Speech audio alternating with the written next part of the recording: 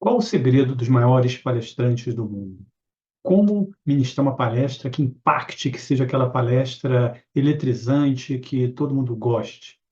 No mundo atual, as ideias são um bem valioso. Quem sabe comunicar bem as suas ideias tem uma vantagem enorme na sua vida, tanto pessoal quanto na sua vida profissional. Você já viu uma apresentação do TED? A gente chama de TED Talk, Ideas Worth Spreading, quer dizer, ideias que merecem ser compartilhadas. Essas apresentações correspondem a esses exemplos de como ideias podem ser transmitidas de uma forma bem impactante. Por isso que o resumo do livro que eu trago hoje é TED, Falar, Convencer e Emocionar, de Carmine Gallo. O livro apresenta a análise que o autor fez em mais de 500 palestras do TED, as mais populares, buscando aí os elementos comuns que as tornam tão eficazes, tão boas, de modo que a gente possa utilizar esses elementos e fazer também palestras memoráveis, fazer palestras muito boas. E o livro traz não só essa análise desses elementos comuns, mas a explicação neurocientífica de por que essas coisas funcionam, e por isso que ele está aqui no canal, porque o canal se dedica a estudar o cérebro. Então, o autor ele traz especialistas analisando o porquê que esses elementos impactam o cérebro, como eles impactam o cérebro, e isso é muito interessante. E o autor chegou à conclusão que há 9 elementos comuns, mais importantes para fazer essas apresentações tão boas. E ele divide o livro em 9 capítulos, trazendo esses elementos e algumas coisas complementares. E é exatamente o que eu vou trazer para vocês aqui nesse resumo. Capítulo a capítulo, eu vou trazer os elementos mais importantes e coisas que eu também achei importantes no capítulo, que são adicionais, mas que também vão ajudar você a melhorar, a subir de nível a sua palestra, como você apresenta, como você faz suas apresentações.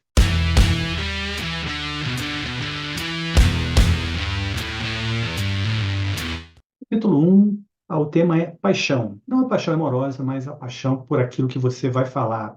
Os melhores oradores, as melhores palestras são de pessoas que são apaixonadas pelo tema.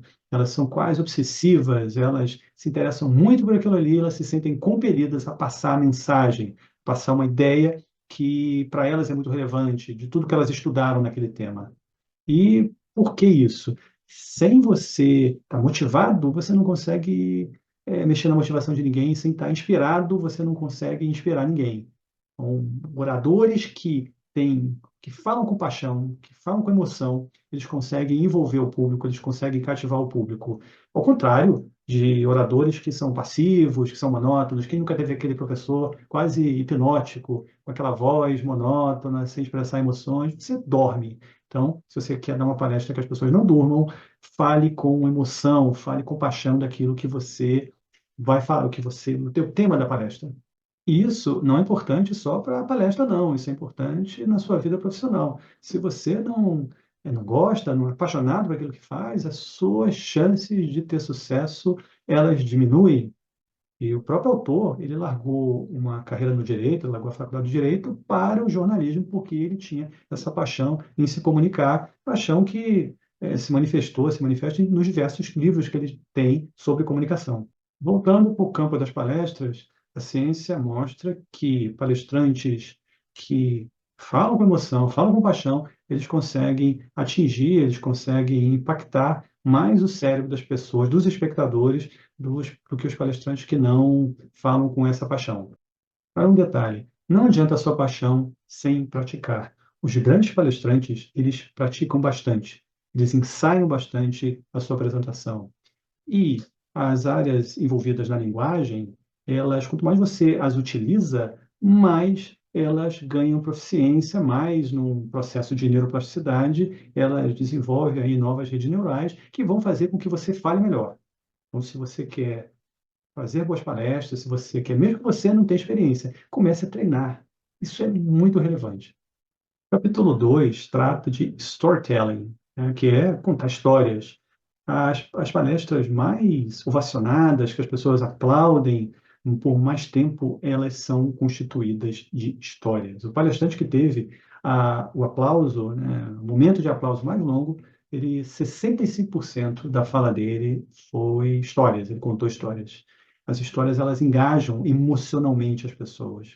O nosso cérebro ele é programado para ouvir histórias. Todo mundo, desde criança, não gostava daquelas historinhas que o pai ou que a mãe contava. Pois é, porque nós inerentemente apreciamos e o mundo. Eu vou fazer um outro vídeo específico sobre storytelling, mas ele é muito importante quando você estiver ministrando uma palestra. Pesquisadores, eles conectaram um aparelho de ressonância magnética funcional em uma pessoa uma palestrante e 11 estudantes que estavam ouvindo a palestra. E o que que eles constataram? A palestrante, contando histórias, as áreas do cérebro que eram ativadas eram as mesmas áreas do cérebro dos ouvintes, ou seja, houve um certo acoplamento cerebral com as mesmas áreas do cérebro sendo ativadas. Isso é um indicativo muito forte de conexão entre o palestrante e os ouvintes. Então, é fato que estudos de neurociência comprovam que a conexão entre os cérebros é maior quando você conta histórias para o seu público do que quando você apresenta dados ou estatísticas. Então, antes de apresentar os seus dados ou estatísticas, conte histórias, ou durante, ou encontre uma forma criativa de apresentar esses dados contando histórias. Aí você pode perguntar, que tipo de histórias que eu posso contar? O autor cita 3 tipos de história. Primeiro são histórias pessoais, ou seja, coisas que aconteceram com você que de alguma forma se conectam com o tema da palestra. Segundo tipo são histórias que aconteceram com outras pessoas, que têm algum tipo de lição que as pessoas podem aprender. E o terceiro tipo são histórias de sucesso ou fracasso de marcas, produtos, organizações. E todos esses 3 tipos de história, lógico, se você fizer um bom planejamento, eles podem se encaixar na sua palestra. O capítulo 3 traz a ideia de você conversar com a plateia. E, de fato, as melhores apresentações são aquelas que o palestrante ele parece que está conversando com a plateia, parece que está conversando com cada um dos ouvintes, cada uma das pessoas que está na sala. Isso gera, de novo, gera uma conexão emocional, gera uma proximidade entre o palestrante e o ouvinte, de forma que a mensagem ela tem muito mais chance de ser ouvida. Se você fala naturalmente, seus gestos, sua linguagem, elas passam confiança. E se você confia, se você estabelece aquele vínculo, você tende a escutar muito mais do que aquela pessoa que, nossa, aquele está meio estranho, é meio incongruente, ele está meio artificial. Você, inconscientemente ou conscientemente, você vai rejeitar aquela informação.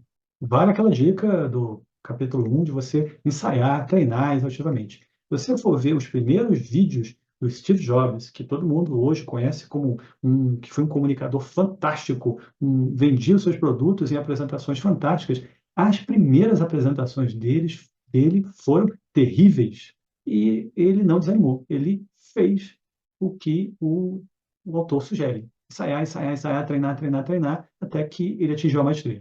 Então, quando você fala de forma natural, você parece mais autêntico, você parece mais verdadeiro, você tem condições de interagir com a plateia, observar as reações, você usa uma linguagem acessível, de modo que todo mundo entenda.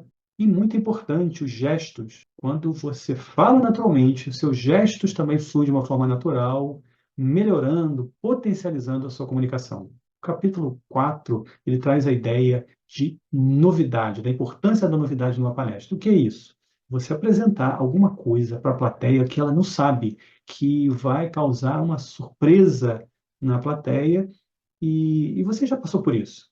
Pense, lembre de uma palestra que você gostou, lembre daquele momento que o autor chama de momento ahá, momento eureka, que o palestrante te mostrou alguma coisa, te explicou alguma coisa que você não tinha parado para pensar. E aquilo te chocou. Nossa, que interessante, eu não sabia disso. Isso torna as apresentações muito mais interessantes. Porque o nosso cérebro, quando isso acontece, quando você é defrontado com uma novidade, ele libera dopamina. A dopamina é o neurotransmissor do quero mais, da sistema de recompensa do cérebro. Quem quiser saber mais sobre dopamina, eu vou deixar aqui na descrição do vídeo ou no card aqui em cima link para uma playlist de neurociência que tem vários vídeos sobre a dopamina, o papel dela no seu dia a dia, na motivação, que é muito interessante. Então, se você quiser saber mais sobre a dopamina, vá lá, confira, veja os vídeos. E, de novo, você pode perguntar, tá, mas como é que eu faço isso? A forma mais tradicional, eu já falei, é trazer uma informação, um dado, que se você pesquisou aquele tema, você tem, que as pessoas não têm, que vão achar impressionante. Essa é a forma mais tradicional. Agora, existem outras formas. Exemplo, você pode apresentar coisas de uma forma diferente. Exemplo foi o palestrante do TED, que ele apresentou dados estatísticos sobre países desenvolvidos e não desenvolvidos, numa forma dinâmica, em círculos que representavam os dados e que esses círculos iam se movendo, dando uma ideia da mudança que houve ao longo de décadas. Isso fez um sucesso fantástico, em vez de ele apresentar daquela forma que as pessoas iam dormir os dados, que é de difícil apreensão para o cérebro, ele apresentou de uma forma dinâmica que fez as pessoas pararem e pensarem. Outra coisa que pode ser feita é apresentar um jeito inovador de resolver um problema. Muito sucesso também a palestra do menino, que inventou um jeito de manter os leões afastados do seu rebanho na África, com um sistema de lanternas que se moviam. Isso atrai, de novo, a atenção do cérebro, gera dopamina, e uma vez com a dopamina, você tem uma conexão emocional maior, mais forte, e consegue relembrar mais facilmente daquela informação que foi passada. O capítulo 5 fala da importância de você trazer momentos surpreendentes. Eu já falei disso brevemente no capítulo anterior, mas nesse capítulo ele exemplifica mais. E um exemplo marcante foi um TED Talk que o Bill Gates subiu no palco com um vidro cheio de mosquitos e ia falar sobre epidemias, e ele simplesmente falou: olha, a malária é uma doença que é transmitida por mosquitos e nos países pobres. Eu vou abrir aqui, esses mosquitos estão infectados com malária, eu vou abrir abriu a tampa do vidro e falou: não, não vou deixar eles voarem por aí, não há motivo para só pessoas pobres se infectarem. Imagina o impacto disso no auditório. Pouco depois ele esclareceu que aqueles mosquitos, não, lógico, não estavam infectados com malária, e ele fez aquilo para chamar atenção para um problema. Isso foi um momento surpreendente. Agora, cuidado com esses momentos surpreendentes. Bom, nesse espírito de não exagerar, eu vou dar para vocês exemplos de momentos surpreendentes que não exageram tanto quanto a demonstração do Bill Gates. Um bom exemplo são adereços, coisas que você utiliza para chamar atenção, tipo o iPad que o Steve Jobs tirou do bolso. Isso foi um momento surpreendente. Foi um momento surpreendente naquela época para a plateia. Outra coisa que surpreende são estatísticas inusitadas, como o palestrante que filmou nesse palco, nessa plateia tem 1.500 pessoas, 15 de vocês são psicopatas. Isso causa impacto. Uma frase também surpreendente, como aquela palestra aquele palestrante que afirmou que os mamutes iriam voltar a andar sobre a Terra, falando de avanço da genética, da engenharia genética. Isso é surpreendente. Agora, você pode trazer fotos inusitadas para, em vez de trazer aqueles bullet points terríveis, né, você traga uma foto que tenha a ver com o seu tema, mas que seja surpreendente. Toda vez que você impacta, que você traz esse momento surpreendente, você impacta emocionalmente o cérebro dos seus ouvintes, e isso faz com que eles retenham mais informação. O capítulo 6 dá o conselho de que você faça uma apresentação leve. Uma apresentação leve tem toques de humor. O humor, ele faz com que as pessoas se sintam bem, todo mundo se sente bem, você acaba tendo uma visão mais positiva do palestrante, porque você está se sentindo bem. Isso ajuda também a se conectar, isso ajuda, de novo, com que as informações sejam melhor aprendidas. Agora, essa é a questão de humor, não é contar piadas, né? Os melhores palestrantes, eles não contam piadas, a menos que você seja um comediante, está acostumado a fazer stand-up, porque se não for, você está correndo um risco terrível. Então, os melhores palestrantes usam humor nas suas palestras e, de novo, estudos comprovam que quando as pessoas te visualizam, te enxergam como bem-humoradas, elas tendem a ter uma visão muito mais positiva, tendem a concordar com o que você vai falar. O poder do bom humor é muito impressionante. Agora eu falei que usar humor não é contar piadas. Então, o que você pode fazer para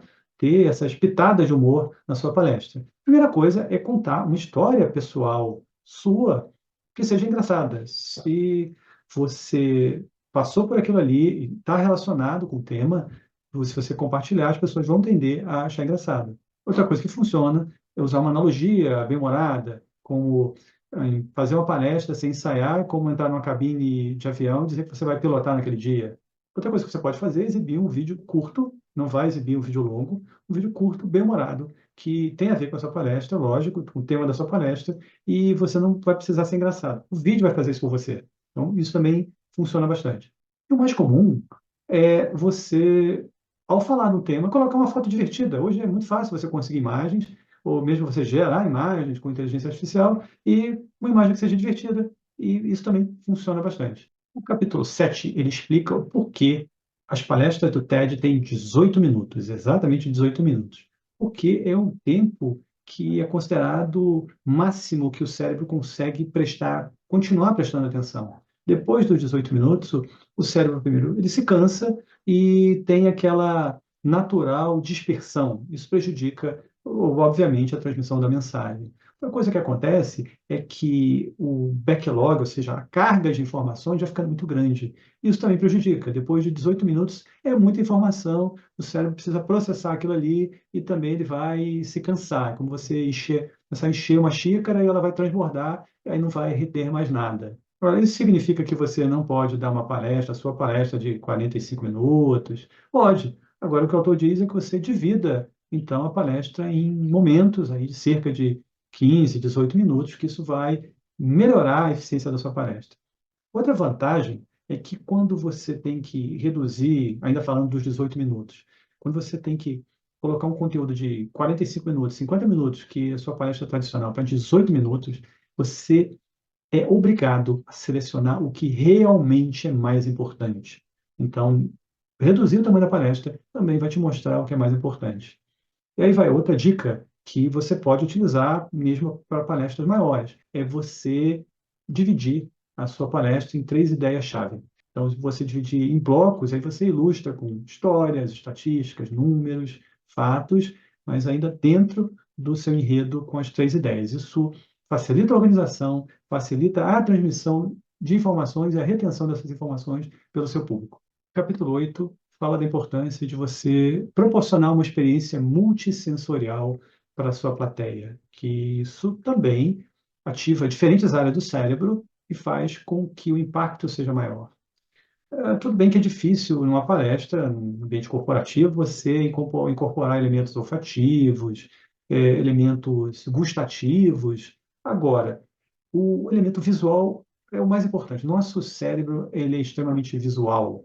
Então, por isso, a gente já falou das imagens, de imagens interessantes, imagens bonitas. E, de novo, nunca usar bullet points com texto, isso não funciona. O que vai funcionar são as imagens. E se você colocar uma imagem que seja interessante e conseguir, com a sua narrativa, gerar elementos sensoriais de som, ou de gosto, ou de cheiros, contando uma história, por exemplo, isso é bastante impactante e tem palestrantes que conseguem isso. Então, é, proporcionar essa experiência multissensorial é importante. Agora, outras formas de fazer isso. Você pode colocar uma música em algum ponto da sua apresentação, um filme, como eu já falei, de alguma forma é impactante, algum tipo de demonstração, e por isso que algumas apresentações de TI, as pessoas demonstram lá o funcionamento do programa na hora e torce para não falhar, né, porque isso também impacta a apresentação, ou interagir, ou simplesmente você interagir com a plateia. Isso também funciona bastante. E por fim, capítulo 9 trata da importância de ser autêntico, ou seja, ser você mesmo na apresentação. Se você pratica, se você treina, você atinge um grau de naturalidade. E fazendo isso, não caia no erro de tentar criar um personagem, imitar um palestrante que você gosta muito, porque isso não vai funcionar. As pessoas, consciente ou inconscientemente, vão perceber que você não é assim. Você está representando e isso é ruim. Isso afasta o seu público, afasta a audiência, porque surge um sentimento de novo, consciente ou inconsciente, de desconfiança. Quando você é você mesmo, o seu gestual, a sua voz, seu tom de voz, ele soa natural, ele soa de uma forma muito mais envolvente para os seus ouvintes. Ser natural implica também demonstrar sua vulnerabilidade. Não, eu vou criar um personagem porque eu sou vulnerável, se eu demonstrar fraqueza, as pessoas não vão me ouvir. Não, elas vão ouvir. Hoje, isso está mais do que comprovado que um certo grau de vulnerabilidade, não é exagerar. Nada do que eu falei aqui é exagerar, não é humor exagerado, não é vulnerabilidade exagerada, não é experiências exageradas, não é aquele exemplo do momento surpreendente exagerado, é o equilíbrio. Então, você se mostrar vulnerável de uma forma tranquila, natural, vai trazer conexão com o seu público. E quando você é natural e apaixonado pelo tema, você vai falar com convicção. E essa convicção é que vai fazer com que os seus ouvintes, que o seu público se conecte e acredite naquilo que você está falando. Dessa forma, você vai passar a sua mensagem, você vai passar o objetivo da sua apresentação. Porque o objetivo de uma apresentação não é fazer a apresentação, não é se livrar daquilo. O objetivo da apresentação é você mudar alguma coisa, você passar alguma ideia que mude o estado de coisas, que faça as pessoas pensar. Apresentações tratam de se conectar com as pessoas e inspirar outras pessoas. Essa é a grande mensagem do livro. Dado o recado, esse é o resumo do livro. Se você gostou, não se esqueça de dar o like, se inscrever no canal e nos vemos no próximo vídeo. Tchau!